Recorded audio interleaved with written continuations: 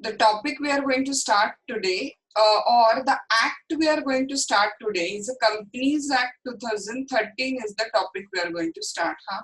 If you remember, I have told you that whenever we want to start any new business, we have certain options. Okay, when we started our partnership act, we have gone through this particular provision. हाँ, जब भी हमें कोई नया business शुरू करना है, तो हमारे पास कुछ ऑप्शंस होते हैं.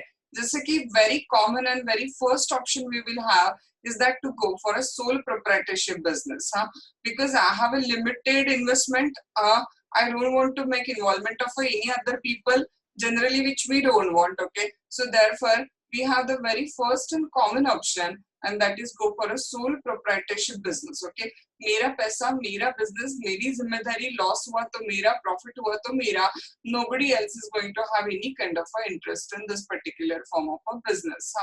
But option number two, if I want to go for a joint business, if I want to take an investment help from somebody else, and want to go into a joint business, then I will have the very first, very common option, and that will be I can go for a partnership form of a business. Here, most probably अगर हमें कुछ छोटे पैमाने पे business करना होगा, हमें हमारी छोटी सी इन्वेस्टमेंट है, बहुत ज्यादा बड़ी इन्वेस्टमेंट यहाँ पे नहीं है, इसकी वजह से हमें बहुत ज्यादा फॉर्मेलिटीज में वगैरह नहीं जाना है, तो हमारे पास जो ऑप्शन होगा वो ऑप्शन क्या होगा बोलो, partnership form of a business. So we can go for a second option. कौन सा हो सकता है? Partnership form of a business. But partnership business जो है ना, वो आपका स्मॉल स्केल इन्वेस्टमेंट होगा, कुछ लिमिटेड पीपल होंगे, तो सूटेबल बिजनेस है. एंड पार्टनरशिप का सबसे बड़ा ड्रॉबैक अगर कोई होगा ना, तो सबसे बड़ा drawback partnership form of business का है, वो है उनकी अनलिमिटेड लायबिलिटी. अगर पार्टनरशिप में मैंने 1 लाख रुपए लगाया है और निधि ने 5 लाख रुपए लगाए, लॉस होता है तो इक्वल रिस्पॉन्सिबिलिटी पे हम लोग पहुंच जाता है. मतलब मेरी पर्सनल प्रॉपर्टी भी पार्टनरशिप के असेट्स को, सॉरी, पार्टनरशिप के लायबिलिटीज को पे ऑफ करने के लिए अप्लाई की जा सकती है. Getting the point? Even my personal property will also be attached for the paying off the डेब्ट of the partnership debts. Okay, so therefore वो एक बहुत बड़ी रिस्क हमें दिखती है किसमें? पार्टनरशिप फॉर्म ऑफ बिजनेस में. ओके, तो इन दैट केस, अगर हमें जॉइंट में आके कॉमन इन्वेस्टमेंट को पुल करके कोई बिजनेस बनाना है, तो और एक ऑप्शन हमारे पास रहेगा, और वो एक और ऑप्शन हमारे पास रहेगा, क्या बताया आपको? We can go for starting the company form of a business. कौन सा बिजनेस शुरू कर सकते हैं हम लोग? कंपनी फॉर्म ऑफ बिजनेस शुरू कर सकते हैं. Now for this company form of business, previously there was a law called as a Companies Act 1956. पहले जो हम लोगों ने कंपनीज एक्ट पढ़ा था, वो हमने कौन सा एक्ट पढ़ा था? Companies act 1956. But in the 2013 government of India, that is basically a Parliament of India, has repealed the Companies Act 1956. तब तक क्या होता था पता है? कंपनीज एक्ट में हर साल अमेंडमेंट होते थे, नया कुछ प्रोविजन हर साल ऐड किया जाता था, बट उतना सेक्शन लिमिटेड क्या होता था? अमेंड होता था, और बाकी फिर provision as it is continue रहते थे.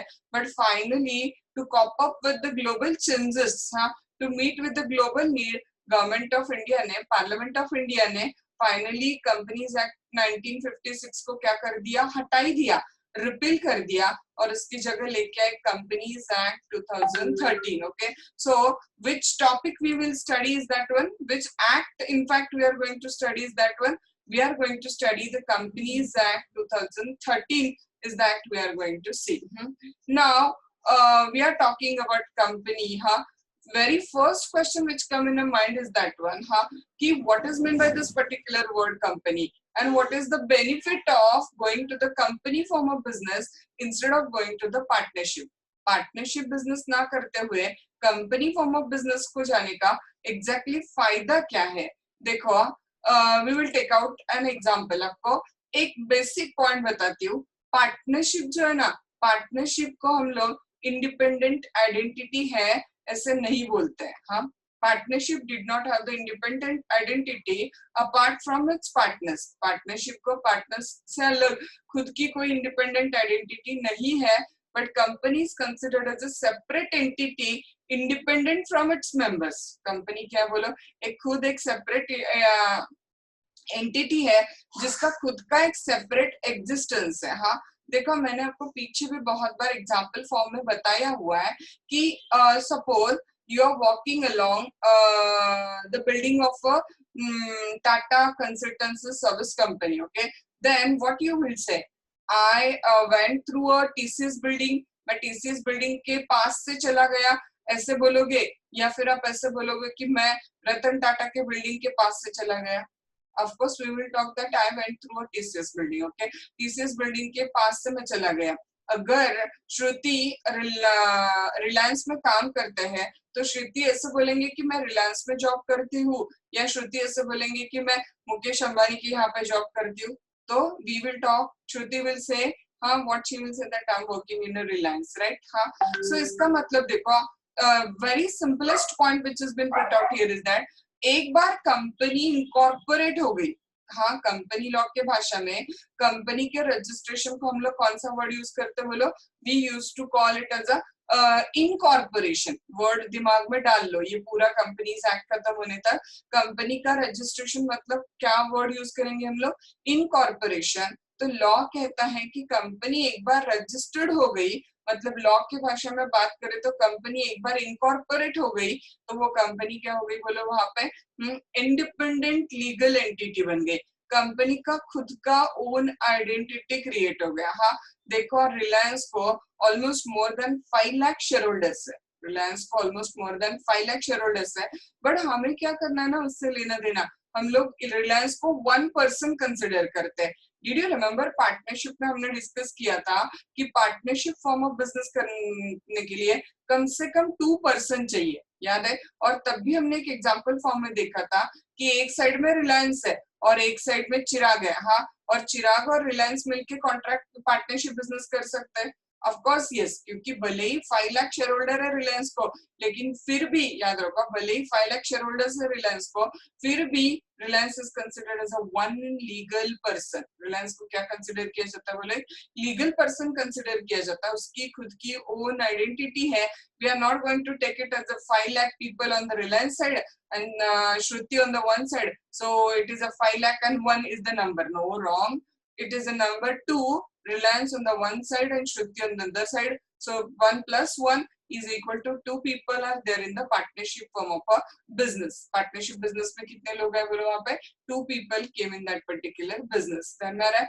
So कंपनी एक बार रजिस्टर्ड हो जाती है ना, तो कंपनी को क्या आ जाता है बोलो? खुद की ओन लीगल आइडेंटिटी कंपनी को आ जाती है वहाँ पे। हाँ, so there are 2 persons, huh, we used to teach to the students and which law says, huh, and that 2 persons are, one person is a natural person and another person is a legal person। हाँ, 2 type के person हम लोग पढ़ाते हैं और जो law books में भी दिए गए वो 2 टाइप ऑफ पर्संस क्या बोलो? एक व्यक्ति है वो नेचुरल पर्सन है और दूसरा व्यक्ति है वो लीगल पर्सन है, जिसको हम लोगों ने पर्सन बतौर आइडेंटिटी अकॉर्डिंग टू लॉ दी है। जिसको पर्सन एज आइडेंटिटी लॉ देता है उसे हम लोग क्या बोलते हैं बोलो? Legal person. हाँ, जिसको एक्चुअली ये लिविंग बॉडी पार्ट्स नहीं होंगे, हाँ, like hand and eyes and brain to think and all that things will not be there, but still, हाँ, to whom the law gives the rights and duties, जिसको law ने rights and duties दिए हैं उसे हम लोग क्या बुलाते हैं बोलो? we used to call that as a legal person। हाँ, company is considered as a legal person। हाँ, हम लोग यूनिवर्सिटी में पढ़ते हैं, पता आपको, university is also considered as a legal person. Okay, municipality that is also considered as a legal person, क्योंकि उनको लॉ ने खुद की आइडेंटिटी दी है। तो हमारी जो कंपनी है, हाँ, उस कंपनी को लॉ ने एक आइडेंटिटी दी है, कंपनी को खुद के राइट्स है, कंपनी को खुद की ड्यूटीज भी है, इसकी वजह से कंपनी को हम लोग क्या कंसिडर करते हैं बोलो? एक इंडिपेंडेंट लीगल एग्जिस्टेंस है उसको, ऐसा हम लोग क्या करते हैं? कंसिडर करते हैं। हाँ, देखो अभी यहाँ पे ना आपको जस्ट जो बैकग्राउंड में हमें गया हुआ मटेरियल है उसको 1 मिनट के लिए रिवाइज करते हैं। हाँ, लास्ट यूनिट हमने खत्म किया, याद है आपको? डिसोल्यूशन ऑफ पार्टनरशिप फॉर्म, और जिसमें आपको याद है हमने डिस्कस किया था कि एज ए जनरल रूल एक पार्टनर भी मरता है तो पार्टनरशिप फर्म को डिसॉल्व कंसिडर करते हैं। अनलेस अदरवाइज अपने आपके कॉन्ट्रैक्ट में लिखा है कि एक पर्सन के डेथ पे फर्म डिसॉल्व नहीं होगी, ऐसा अगर आपके फर्म में कॉन्ट्रैक्ट में नहीं लिखा है तो एज ए जनरल रूल एक पार्टनर के डेथ पे भी फर्म क्या हो जाती है, बोलो डिसॉल्व वहां पे हो जाती है। याद है आप सबको, हमने डिस्कस किया था ये पॉइंट। हाँ, इसके opposite side company have independent legal existence. Okay, so company के अंदर का कोई मेंबर बाहर चला गया या उसकी डेथ हो गई या कोई एक सिंगल मेंबर इंसॉल्वेंट हो गया, उससे कंपनी के एग्जिस्टेंस को कुछ भी फर्क नहीं पड़ने वाला है, उससे कंपनी को कुछ भी चेंज होने वाला नहीं है। बस मेंबर चला जाता है but company goes on continued, company की लाइफ कंटिन्यू चलती रहती है। Back again why this is, क्योंकि कंपनी को सेपरेट लीगल एग्जिस्टेंस है, जो उनके मेंबर्स से सेपरेट एग्जिस्टेंस उनको दिया हुआ है। कंपनी के असेट्स है एंड कंपनी के लायबिलिटीज है। Okay, the assets are not of any particular member and the liabilities are also not any particular member. इतना ही नहीं, हम लोग तो कहते हैं कि एक 99% share holder of the company जो है ना, वो भी नहीं बोल सकता कि ये कंपनी के जो शेयर्स है ना वो मेरे अकेले के शेयर है या कंपनी का मैं मालिक हूँ। ऐसे इवन अभी रिलायंस के करता धरता सब कुछ अंबानीज है, लेकिन Ambanis are not the owner of the Reliance. Okay, Reliance के ओनर रिलायंस खुद है। हाँ, सो कंपनी को खुद का ओन इंडिपेंडेंट एग्जिस्टेंस है, अंदर के मेंबर आते जाते रहेंगे, लेकिन कंपनी का एग्जिस्टेंस कैसे रहता है बोलो, वहां पे कंटिन्यूड एग्जिस्टेंस कंपनी को वहां पे रहता है। हाँ, देखो अभी यहाँ पे ना इसका मतलब क्या होगा, देखो कि कंपनी हाँ एक इंडिपेंडेंट लीगल एग्जिस्टेंस। हाँ, कंपनी के अलग अलग टाइप्स है। हाँ, क्योंकि बेसिकली ना हम लोग पार्टनरशिप फॉर्म ऑफ बिजनेस की जगह कंपनी फॉर्म ऑफ बिजनेस करने की वजह ही क्या होती है, आपको याद है हमने डिस्कस किया था कि लायबिलिटी वाला पॉइंट था। क्योंकि हमने डिस्कस किया कि पार्टनरशिप में लायबिलिटी कैसी है, वो लोग अनलिमिटेड है, और इसी वजह से लोग लिमिटेड लायबिलिटी फॉर्म के लिए किसमें आते हैं, जनरली कंपनी में आते हैं, क्योंकि कंपनी में आपकी जितनी इन्वेस्टमेंट है उतनी आपकी क्या रहती है, वहां पे लायबिलिटी कंसिडर की जाती है। बट यहाँ पे ये भी साथ ही साथ दिमाग में अंदर जाने के पहले याद रखो कि कंपनी के भी टाइप्स होते हैं। So depending on that type हाँ होगा, कंपनी का भी लिमिटेड लायबिलिटी टाइप है और अनलिमिटेड लायबिलिटी वाली कंपनी भी होती है। तो अगर अनलिमिटेड लायबिलिटी वाली कंपनी होगी तो लायबिलिटी वहां पे क्या हो जाएगी, अनलिमिटेड। बट वहां पे भी पार्टनरशिप और कंपनी में फर्क है। क्या फर्क है वो हम लोग अंदर डील करेंगे। हाँ, बट आपको एक बेसिक क्राइटेरिया ध्यान में गया, कंपनी को खुद का इंडिपेंडेंट लीगल एग्जिस्टेंस है, कंपनी की प्रॉपर्टी कंपनी की ओन प्रॉपर्टी है, कंपनी की आइडेंटिटी कंपनी की ओन आइडेंटिटी है, कंपनी के असेट्स कंपनी के हैं, कंपनी की लायबिलिटीज कंपनी के हैं। हाँ, even 99% share holder can't say that I am the owner of the property of the company, company के प्रॉपर्टी का मैं ओनर हूँ, ऐसे 99% शेयर होल्डर भी नहीं बोल सकता। हाँ, so with all this basic information about the company form of business, before going to enter into the module, one case law will tell you and then we will enter into the module। एक case law आपको बताती हूँ और फिर हम लोग module के अंदर क्या करते हैं, वहां पे एंटर करते हैं। हाँ, see what is that particular case is that one, the name of that case is salmon versus salmon company limited. Case का नाम क्या है बोलो, salmon versus salmon company limited नाम का केस है। See what happened in this particular case, what happened in this particular case is that हाँ ये जो सालमन है ना इसमें, हाँ इस सालमन का एक बूट एंड शू मैन्युफैक्चरिंग का बिजनेस था। The salmon was having a boot and shoe manufacturing business. So in short, simple भाषा में बात करें तो उसकी एक लेदर कंपनी की वहां पे। हाँ, और वो सोल प्रोप्राइटरशिप बिजनेस था, उसका अपना ओन सोल प्रोप्राइटरशिप बिजनेस था। अब ये जो बिजनेस था ना एक प्रॉफिट गोइंग बिजनेस था। हाँ, अच्छा खासा assets was on a much larger side and the liabilities was on a very lesser side। हाँ, तो एक अच्छा खासा प्रॉफिट गोइंग बिजनेस इसका सोल प्रोप्राइटरशिप फॉर्म में चल रहा था। Now the Salman thought that he should convert his sole proprietorship business into the company form of business। हाँ, उसको लगा कि सोल प्रोप्राइटर को हम लोग किस में चेंज कर दे, कंपनी फॉर्म ऑफ बिजनेस में चेंज कर दे। ठीक है, तो अकॉर्डिंगली उसने क्या किया, आपको बेसिक नॉलेज से पता होगा कि प्राइवेट कंपनी को रजिस्टर करने के लिए मिनिमम 2 मेंबर्स रिक्वायर्ड होता है और पब्लिक कंपनी को रजिस्टर करने के लिए minimum 7 peoples are required. Okay, तो 7 लोगों के साथ ही decided to register the public company को रजिस्टर करना है उसने डिसाइड किया। हाँ, तो वो 7 लोग कैसे लेके आए, देखो नंबर 1 पर्सन सालमन हिमसेल्फ। हाँ, Then number 2 his wife, हाँ. Then number 3 was his 2 sons. उसको 2 लड़के थे, वो 2 लड़के आ गए वहां पे, हाँ. And then number 3 was number 4 was his 3 daughters. Okay, so by that way total 7 लोग हो गए. उसकी 3 daughter, 2 son, उसकी wife और वो खुद, ऐसे 7 लोग वो लेके आया. 7 इंडिविजुअल मेजर ह्यूमन बीइंग, हाँ, वो लेके आया और 7 लोगों के साथ उसने कंपनी को क्या कर दिया, रजिस्टर कर दिया, हाँ. Now further story is that यहाँ पे वो खुद बना कंपनी का एमडी. कंपनी का एमडी कौन था, मैनेजिंग डायरेक्टर खुद सालमन, और फिर उसके जो 2 बेटे हैं ना, उनको उसने बना दिया डायरेक्टर ऑफ द कंपनी, हाँ. तो पब्लिक कंपनी को 3 डायरेक्टर रिक्वायर्ड होता है ना, तो 3 डायरेक्टर भी हो गए, 2 बेटे और वो, ऐसे 3 डायरेक्टर हो गए, खुद को बनाया एमडी, 2 बेटे हो गए वहां पे डायरेक्टर, हाँ. And all this particular company started. देखो क्या हो गया, कंपनी जब स्टार्ट हुई ना, तो कहीं से भी आपको ऐसे फ्रॉडलेंट पर्पस दिख रहा है क्या कोई, कि बाबा डूब रही थी इसकी वजह से उसने कंपनी में कन्वर्ट कर दिया ताकि लोगों पे लाइबिलिटीज को डाला जाए वहां पे, तो ऐसा कुछ यहाँ पे दिख तो नहीं रहा. जब उसने कंपनी कन्वर्ट कर दी थी तो प्रॉपर लॉफुल वे से उसने सारे रिक्वायरमेंट्स को कंप्लीट करके कंपनी को क्या किया था, रजिस्टर करके लिया हुआ था, हाँ. नाउ व्हाट हैपेंस, सी उसने और एक वहां पे ना खुद को सिक्योर करने के लिए एक चीज करके रखी थी, हाँ. आपको डिबेंचर होल्डर्स कंसेप्ट पता है सबको, डिबेंचर कंसेप्ट पता है, बेसिक कंसेप्ट डिबेंचर की, कोई एक आंसर करो क्योंकि एक को पता है, इसका मतलब अराउंड सबको पता होगा. हाँ मैम, था ना. हाँ, तो आप सबको डिबेंचर्स कंसेप्ट पता है. डिबेंचर में आपको ये पता होगा कि 2 टाइप के डिबेंचर होते हैं बेसिकली, एक है सिक्योर्ड डिबेंचर, एक होता है अनसिक्योर्ड डिबेंचर, हाँ. और अगर कंपनी का लिक्विडेशन में जाती है तो सबसे पहले किसका पेमेंट होता है आपको पता है, पहले सिक्योर्ड डिबेंचर होल्डर का पेमेंट होता है and then unsecured debenture holder को जाता है, राइट, हाँ. तो इसने क्या किया पता है, खुद कंपनी को लोन भी दिया, मतलब कंपनी के डिबेंचर्स भी खरीदे खुद, और वो खुद सिक्योर्ड डिबेंचर होल्डर बना. मतलब उसने जो कंपनी के डिबेंचर्स खरीदे थे, वो कौन से वाले डिबेंचर्स खरीदे उसने कंपनी से सिक्योर्ड डिबेंचर्स खरीदे थे, हाँ. अब कंपनी कुछ दिनों तक चलती है, अच्छे से चलती है, बट अनफॉर्चुनेटली क्या हो जाता है, कंपनी आ जाती है लॉस में, हाँ. Unfortunately what happen, company come into the loss, company आ जाती है लॉस में.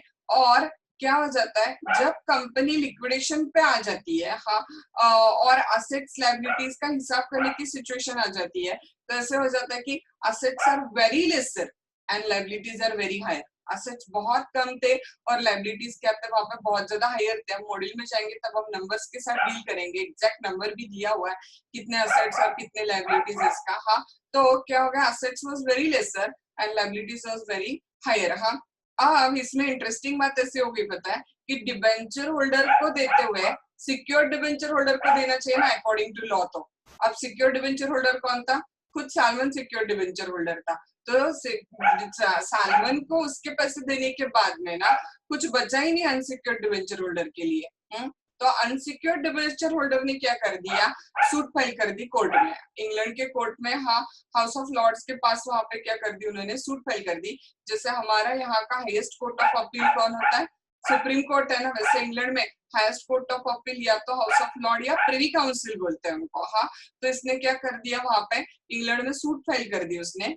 किसने सूट फाइल कर दी, अनसिक्योर्ड डिबेंचर होल्डर ने कंपनी पे, हाँ, सालमन पे सूट फाइल कर दी वहां पे, क्या बोल के कि ये सालमन मतलब ना एक फ्रॉडलेंट कंपनी है, ये एक 1 पर्सन कंपनी है, 1 मैन कंपनी है.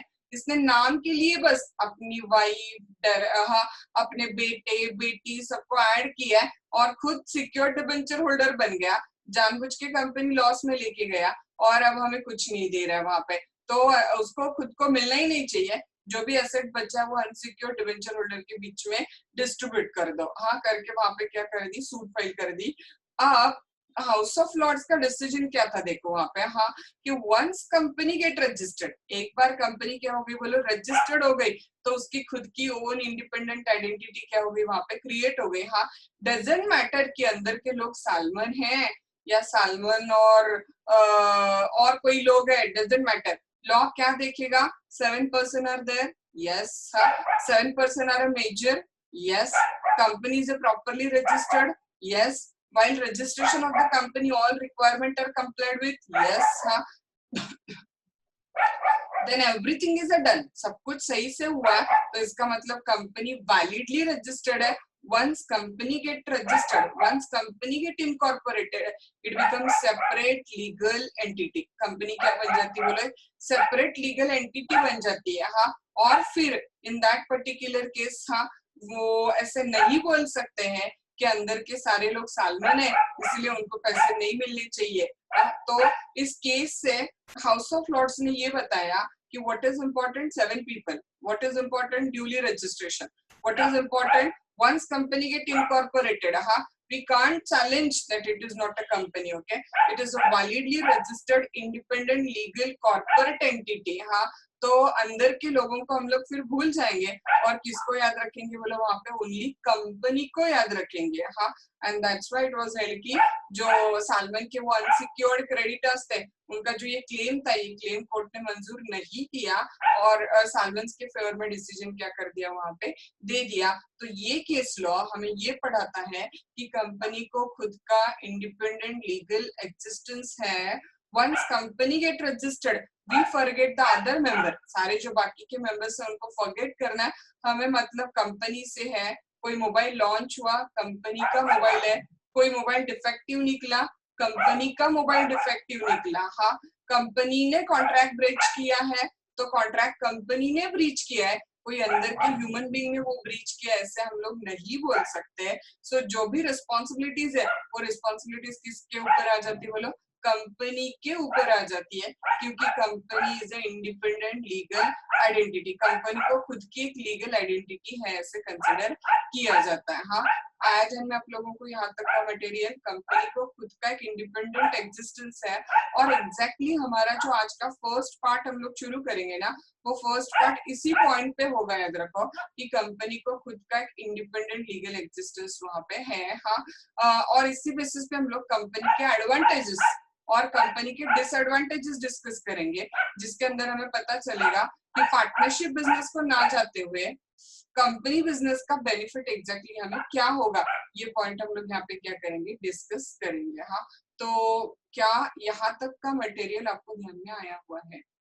मैम, जब भी कोई कंपनी ना बेसिकली न्यूली वगैरह लॉन्च होती है ना, हाँ, तो कंपनी को जो अपना कैपिटल रेज करना होता है ना, वो कैपिटल दो तरीकों से रेज किया जा सकता है. हाँ, एक है कि हम लोग कंपनी के शेयर्स में इन्वेस्ट करें. हाँ, या फिर दूसरा ऑप्शन है कि कंपनी कहीं से लोन ले ले. हाँ, समझो अभी से फॉर एग्जांपल कंपनी को अपना कैपिटल एक 5 लाख रुपए के कैपिटल की जरूरत है. हाँ, प्रॉब्लम क्या होता है, शेयर्स में इन्वेस्ट करते हैं ना, तो शेयर्स में पैसा जब हम लगाते हैं तो शेयर्स पर रिटर्न क्या होता है बोलो, डिविडेंड होता है. बराबर, शेयर्स हम लोग किसी कंपनी के लेंगे तो इन रिटर्न हम लोग क्या एक्सपेक्ट करेंगे वहां पे कि हमें डिविडेंड मिल जाए, ये हम लोग वहां पे इन रिटर्न एक्सपेक्ट करेंगे. बराबर, अब डिविडेंड कब मिलेगा बोलो, प्रॉफिट होगा तो डिविडेंड होगा. बराबर. हाँ, तो अगर न्यू स्टार्टेड कंपनी है तो इमीडिएटली कल से प्रॉफिट तो होने से रहा ना, तो इसकी वजह से बहुत बार ना न्यूली स्टार्टअप कंपनी में लोग इन्वेस्टमेंट